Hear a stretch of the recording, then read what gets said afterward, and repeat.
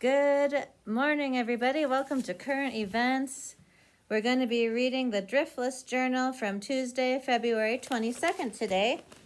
On the front page, we have Winter Blaze destroys homes and businesses in Waukon. And look at the photo.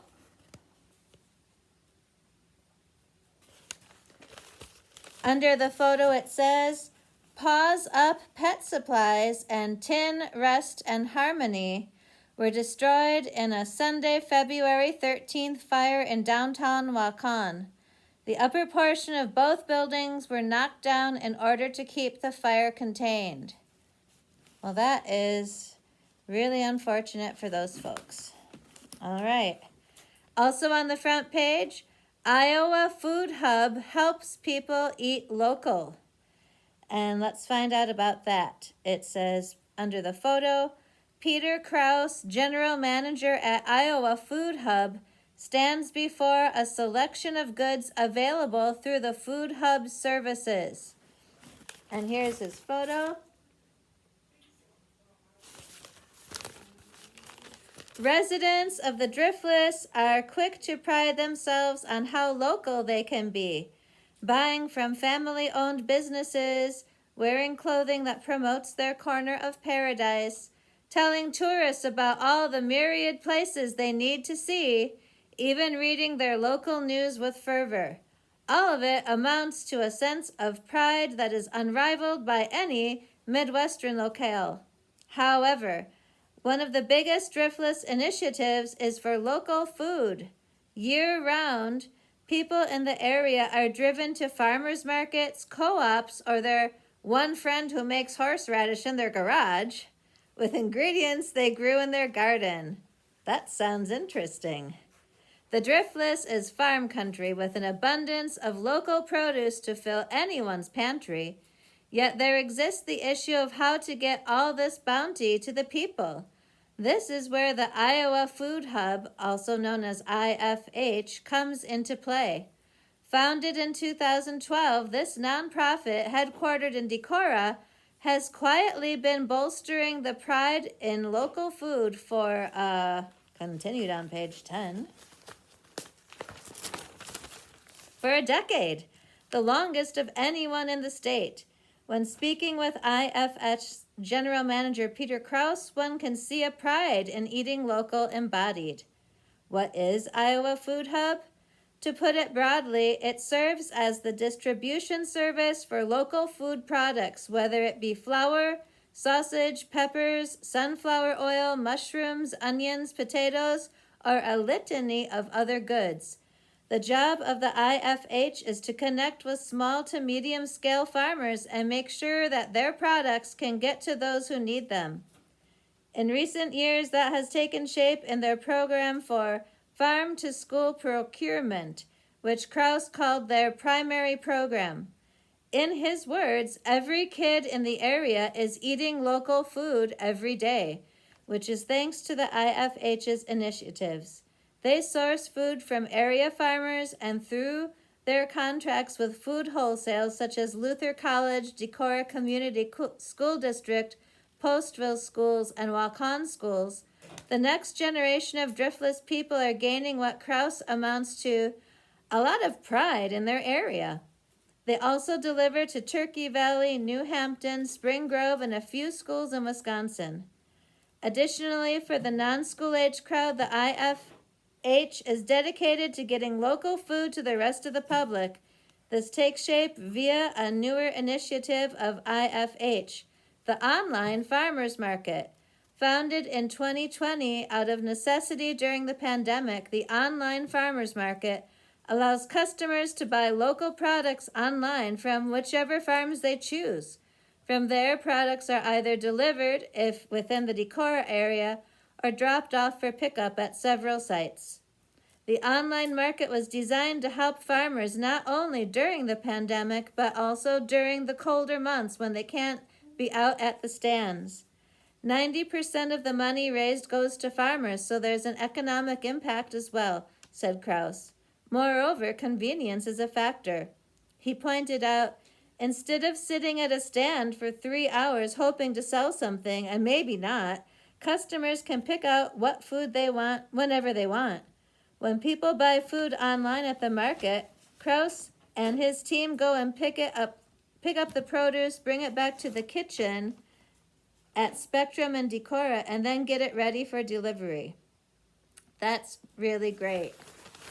Congratulations to them. Okay, then there's another article on the front cover called Thrifting Through the Driftless, an Introduction. And it's by Connor Hopkins. And here's his photo. And he says, when I moved to Decorah in 2017, I came to an understanding about shopping. While Decorah boasts many boutiques and big budget clothing stores, there aren't many options for people of my station. Broke. This, coupled with a young person's desire to wear as much retro, kitschy, cool clothing as possible, I very quickly turned to thrift shopping to continually update my wardrobe. Now, 5 or so years later, I can proudly claim that I am a thrifting expert. In my first apartment since leaving the cramped dorm spaces I once occupied, I can say 90% of the furniture I own was hand-picked out of various thrift stores in the area. In addition, much of my wardrobe on any given day is thrifted, right down to the shoes on my feet. All right. And it continues. That expertise, coupled with a burning desire to alert the people of the Driftless about the abundant resource of used and previously owned goods, serves as the nucleus for this series, Thrifting Through the Driftless. All right. So he's got a lot of advice, and he's going to be giving it over the next few months. But I bet most of you could probably teach him a thing or two about thrifting from your past life experiences. Okay, we're moving on to the inside of the paper. Iowa is no longer in a state of emergency. What does that mean? Governor Reynolds signed the final extension of the state's public health disaster emergency proclamation on February 3rd and said, we cannot continue to suspend duly enacted laws and treat COVID-19 as a public health emergency indefinitely. After 2 years, it's no longer feasible or necessary. All right. Well, I guess we'll find out what kind of impact that'll have here in the coming months. Let's see. The Youth Mentoring Bowl-a-thon is seeking bowlers for the Skyline Lanes in Decorah on March 19th. They're having an event to raise $7,000 to connect youth in Almaquy, Howard, and Winneshiek counties with mentors to help support their program, which currently has 75 people involved in youth mentoring and helping services. That is a laudable goal. Let's see. Continuing on. Let's see. I have a photo of ice fishing that was submitted. That's kind of interesting. I will put that up for you to see.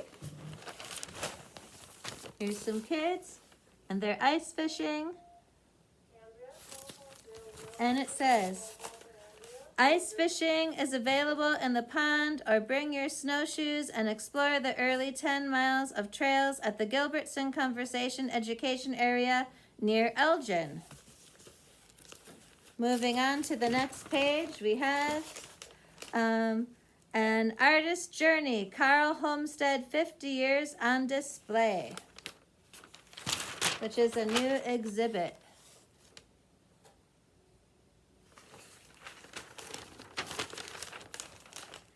And it says, join artist Carl Homestead for virtual tours and live online question and answer sessions with Vesterheim in conjunction with the current on display exhibition, An Artist Journey, Carl Homestead 50 Years. That's good that they're doing it online and in person. Andrea's recording the thing right now, so she... Let's see. Northeast Iowa Quilters present Confessions of a Newbie Quilter, and it's by Jarrett Johnson.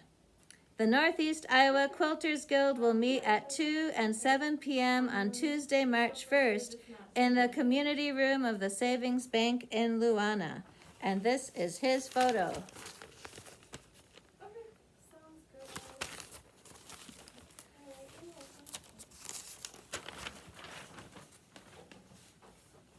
Provisions Mini Market is opening in Waterville. What's that?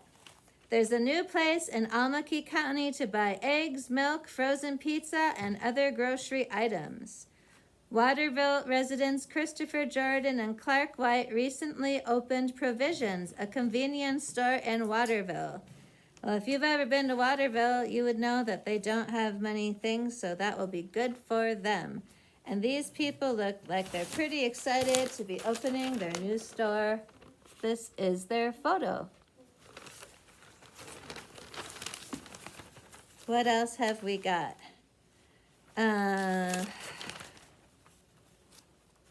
That one we already read. A lot of ads, announcements.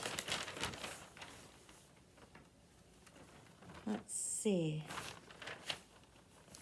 Luther College Center Stage Series is presenting Right in the Eye, which is a multimedia production celebrating the films of George, and I'm not sure how to pronounce this, Méliès, who was a cinematic pioneer in the late 1800s and early 1900s. As a French illusionist and film director, he is famous for his innovation in the early days of cinema. He popularized the use of special effects, substitution splices, time-lapse photography, and other production elements that are still used today. Right in the Eye features 12 of his highly imaginative works and pairs them with a live score of original compositions performed by 3 musicians on 50 instruments.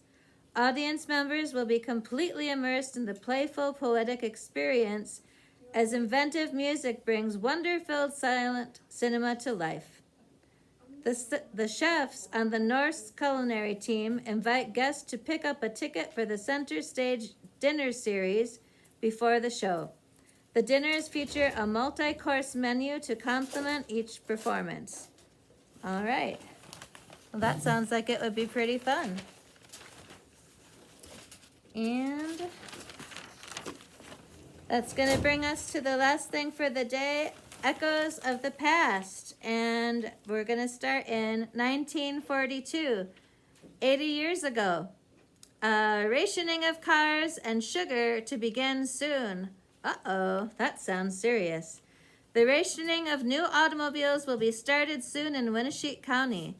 This will be for cars in dealers' hands and in transit to the dealerships. Along in early March, the rationing of sugar will be placed in the hands of the rationing board here.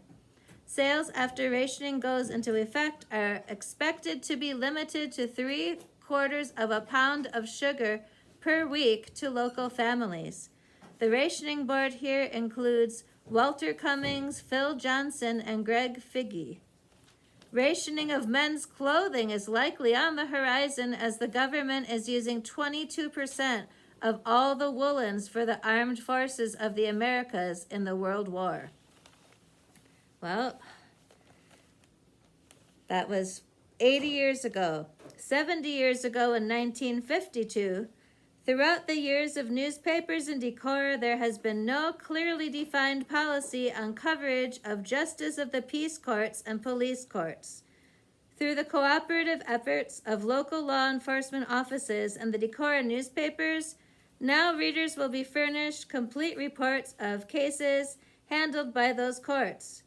Mayor Floyd Hexum, that was my great uncle, Police Chief Bert Smithling, and justices of the peace here, along with editor L. Dale Ahern, deserve much credit for their efforts to make all of these public records available to the press.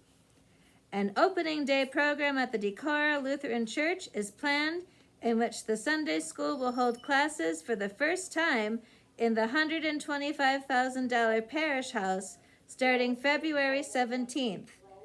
Reverend M.A. Eggy is the pastor at Decorah Lutheran. 1962. 60 years ago, when the new bypass of Highway 52 west of Decorah is complete, you can point to it as something very special in the area. That was a quote from the chief engineer of the Iowa Highway Commission. The design of the project is unlike many in Iowa and will be a thing of beauty here, he concluded. He said the bridge over the flood control cut just west of town is a design uncommon in this part of the country. 1972, 50 years ago, Daryl Hovden, a 167-pound wrestler for Decorah High School, is in the sports spotlight this week after he pinned his man in a consolation match that gave the Vikings the sectional AA wrestling crown the other night at Cresco. A pay hike has been approved for 30 city employees of Decorah. The starting pay for a patrolman will be a salary of $550 a month, increasing to $670 a month after a year and a half of employment. All right. The Elks Club in Decorah hosted a sports stag night recently, welcoming Minnesota Vikings greats Wally Hilgenberg and Jim Marshall. A good crowd attended. Mabel Johnson Nesvik has retired from playing the organ